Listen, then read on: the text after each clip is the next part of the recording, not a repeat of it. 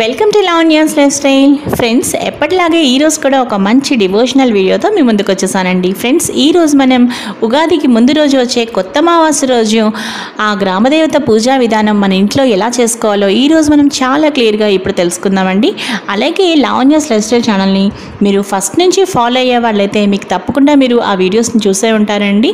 నేను గ్రామదేవత పూజ ఇంట్లో ఎలా చేసుకున్నాను అనేది చాలా క్లియర్గా నేను అప్లోడ్ చేశాను.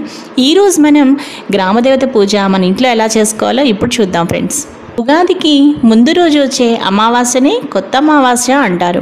ఈ కొత్త అమావాస్య రోజున గ్రామదేవతను ప్రతి ఊర్లోనూ అక్కడ ఆయా పేర్లతోటి, అనగా మరినమ్మ తల్లి అని, నూకాలమ్మ తల్లి అని, దుర్గాలమ్మ తల్లి అని, పోలేరమ్మ తల్లి అని, ఇలా గ్రామదేవతల పేర్లు అనేకం ఉంటాయి. ఏ ఊరి ప్రజలు ఆ ఊరి గ్రామదేవత పేరు తలుచుకొని ఆ అమ్మవారికి ప్రతి సంవత్సరము